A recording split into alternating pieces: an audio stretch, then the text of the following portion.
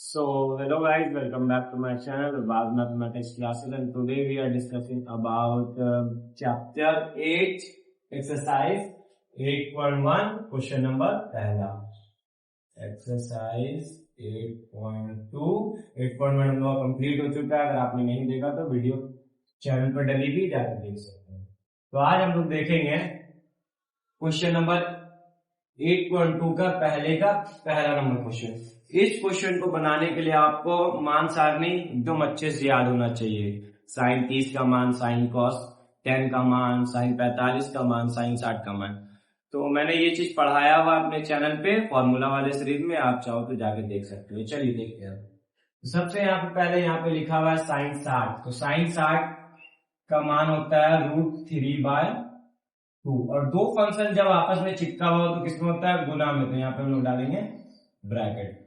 Cos 30 का मान वही होता है जो साइन 60 का मान होता है, तो इसको भी लेंगे ब्रैकेट में प्लस साइन 30 का मान 1/2 और कॉस 60 का वही होता है 1/2.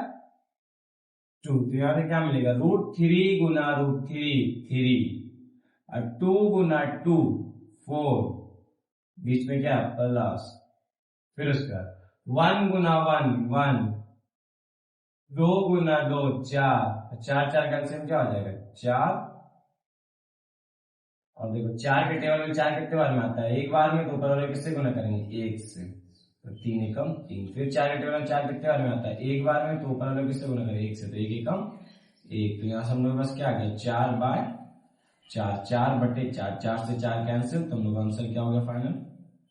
1. इस सवाल को सॉल्व करने के लिए मेनली आपको बस एक ही चीज चाहिए, जो कि मान सारणी अच्छे से याद होना चाहिए.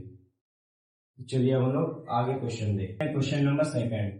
इसमें भी देखो 2 और 10 चिपका हुआ है, किसमें हो गया? गुना में. तो यहाँ पे लिखेंगे 2 ब्रैकेट 10 45 का मान 1 स्क्वायर है तो स्क्वायर डाल देंगे.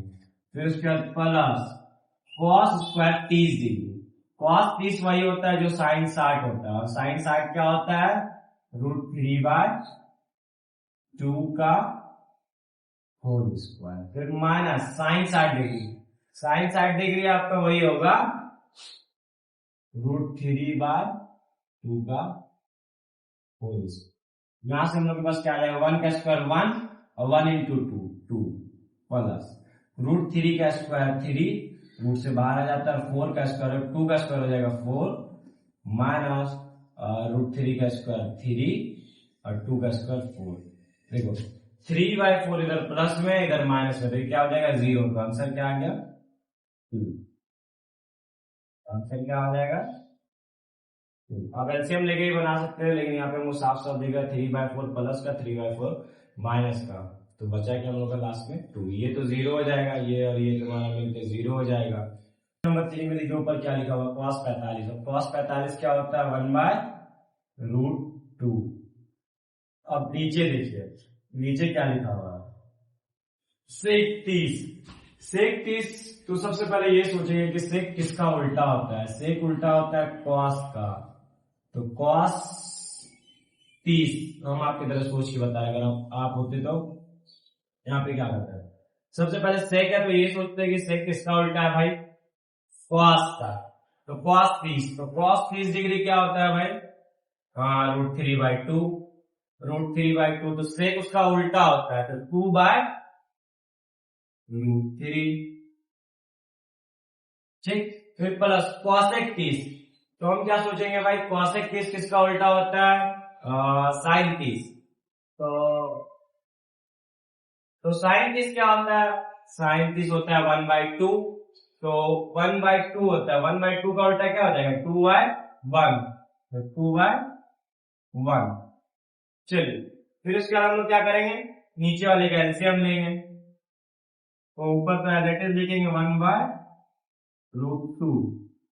और नीचे देखिए एलसीएम लेने का तरीका को पहले ही बताया. अगर नहीं समझ में आया तो इसको इससे मल्टीप्लाई करो, इसको इससे मल्टीप्लाई करो और इसको इससे मल्टीप्लाई करो. क्या बोले? नीचे वाले को नीचे वाले से, इस कोने वाले को इस कोने वाले से मल्टीप्लाई करो, और फिर इस कोने वाले को इस कोने वाले से. तो √3 गुना 1 तो हो जाएगा हम लोग क्या? √3. ठीक. फिर उसका क्या वाले या 1 को 2 से गुना करो तो 1 गुना 2 2 प्लस फिर 2 को √3 से गुना करो तो चिपक जाएगा 2√3। ठीक, यहां तक सब कुछ मुद्दा मामला सही है। फिर उसके बाद देखो, जब भी बटे के नीचे बटे आ जाए तो उस बटे को ऊपर लेकर के आते हैं। क्या करते हैं, जब बटे के नीचे बटे आ जाए तो हम लोग क्या करते हैं, नीचे वाला बटे ऊपर आता है तो क्या करेंगे, सबसे पहले ये वाला लिखेंगे, देखो 1/√2। ठीक, ये वाला चीज ऊपर आएगा तो क्या होगा, पलट जाएगा। ये वाला चीज ऊपर आएगा तो मल्टीप्लाई होगा और √3 ऊपर हो जाएगा और ये पूरा मुद्दा मामला नीचे आ जाएगा 2 + 2√3। अब क्या करेंगे, तो जाहिर सी बात है, यहाँ पे दिख रहा है कि 1 × √3 तो क्या हो जाएगा √3। यहाँ पे थोड़ा ध्यान से देखना, ठीक है। फिर उसके बाद यहाँ पे तुम देखो 2 इसमें भी है 2 इसमें भी है। अगर हम 2 कॉमन ले लें तो 2 क्या हो जाएगा बाहर। कॉमन लेने का तरीका 2 + √3 है। तो देखो कॉमन लेने का तरीका, एक ब्रैकेट डालेंगे, 2 यहां से बाहर खींचेंगे तो यहाँ पे नहीं कुछ तो आ जाएगा 1 प्लस 2 यहां से खींचेंगे तो क्या बच जाएगा √3। तो ऐसे कॉमन लेते हैं। ठीक, चलो अब हम दिखा रहे हैं यहाँ पे कॉमन लेते हैं। उसी तरीके से यहाँ भी 2 यहाँ भी 2 कॉमन ले लेंगे, 2 कहाँ आ जाएगा बाहर, आगे, इसके भी आगे आ गया। ठीक, सबसे बाहर कर दिए तो यहाँ पे क्या लग जाएगा ब्रैकेट और ये क्या हो जाएगा, जहां पर से 2 निकल गया वहां पे नहीं कुछ तो 1 प्लस यहां से 2 बाहर आ गया तो क्या बच जाएगा √3। ठीक, यहां तक किसी को कोई दिक्कत। फिर से देखो हमने क्या किया, इस दोनों में से 2 कॉमन ले लिया, 2 जैसे ही कॉमन लिए बाहर आ गया, इसके साथ चिपक के आकर के गुना में आ गया। फिर जहां से 2 निकला वहां पे 1 नहीं कुछ तो 1, फिर प्लस और फिर यहां से 2 निकला तो क्या बच गया √3। चलो, और उसके बाद सुनो, बटे में कभी भी रूट नहीं होना चाहिए तो क्या करेंगे हम लोग, रूट को हटाएंगे। और रूट को हटाने का तरीका आप लोगों ने 9th क्लास में पढ़ा होगा, परिमेयकरण। ठीक, तो परिमेयकरण में देखिए होता क्या, सबसे पहले एक एक करके रूट हटाएंगे। तो पहले ये √2 को हटाएंगे तो क्या लिखेंगे ऊपर में √3 एज इट इज। इधर का पूरा मुद्दा मामला ऐसे ही रहेगा। और इस चीज को आगे पीछे करके लिख दे तो कोई दिक्कत, √3 + 1, ऐसे कोई दिक्कत है क्या।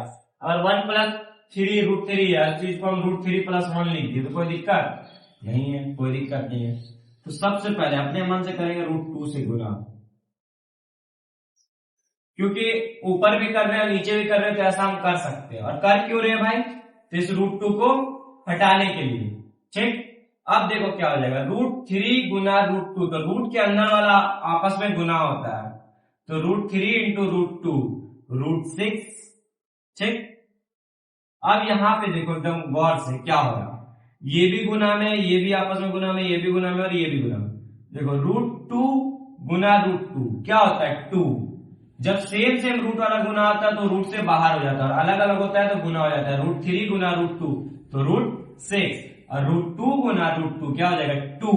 और वो वाला 2 और ये वाला 2 दोनों आपस में मल्टीप्लाई है तो 2 2 जा 4, ब्रैकेट में √3 + 1। फिर से ये √3 गुना √2 √6, ये √2 ये √2 हो गया 2, ये 2 और ये मल्टीप्लाई बाय 2 तो 2 2 जा 4, 2 दूना 4।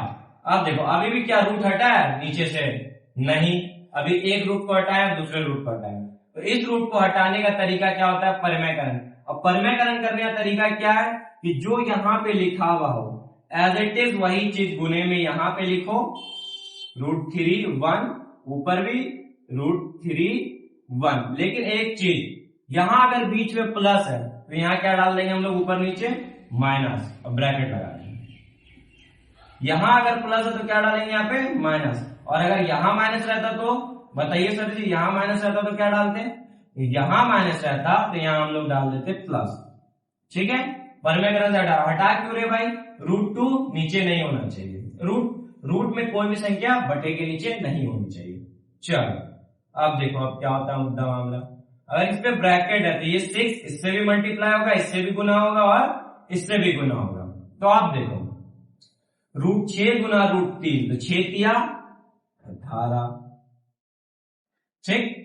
फिर उसके देखो प्लस, इसका साइन है कुछ तो प्लस के पावर, इसका साइन क्या है भाई माइनस, तो प्लस गुने माइनस माइनस और √6 गुना 1 √6। ठीक। अब देखो नीचे क्या दिख रहा है, यहां पे देखो a plus B into A minus B, formula दिखा a plus B into A minus B, क्या होता है भाई formula, A square minus B square. क्या लिखेंगे यहाँ पे, ये तो 4 एज इट इज रहेगा, एक कर्ली ब्रैकेट ए स्क्वायर माइनस बी स्क्वायर, क्या होता है, ये होता है फॉर्मूला। अब यहां पर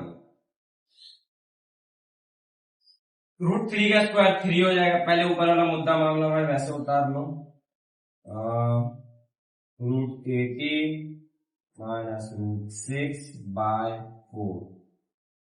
देखो अंदर क्या, √3 का स्क्वायर 3 माइनस 1 का स्क्वायर 1, ठीक। फिर उसके बाद यहां पे देखो, अब √8 देखो 18 को हम लोग क्या लिख सकते हैं, इसका अभाज्य गुणनखंड करो, 2 9 18, 3 तिया 9, तो क्या आ गया 2 गुना 3 गुना 3, तो ये 2 3 में 1 3 बाहर आ जाएगा, आएगा नहीं आएगा, रूट का कॉन्सेप्ट क्या है, बाहर निकलने का, 2 में 1 बाहर, तो 2 3 में 1 बाहर आ गया भाई, ये √18 का बता रहे हैं, एक बाहर आ गया, 3√2, यहाँ पे क्या आ जाएगा माइनस √6, ठीक है। फिर नीचे देखो, ये 4 एज इट इज रहेगा, 3 माइनस 1 क्या हो जाएगा 2, बस लास्ट 3√2 माइनस √6/4 गुना 8, यही हो गया हम लोग का।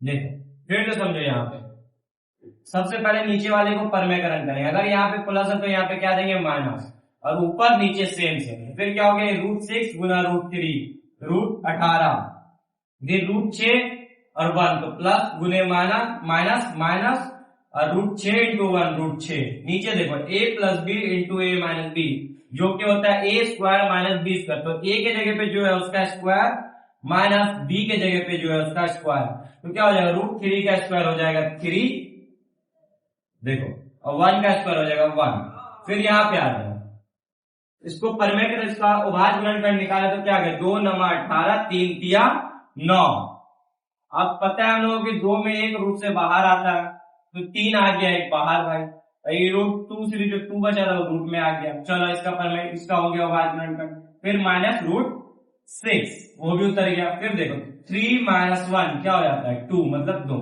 4 गुना 8, यही हो गया हम लोग का फाइनल आंसर। आई होप ये समझ में आया होगा, अगर नहीं आया तो फिर से इस वीडियो को देखिएगा।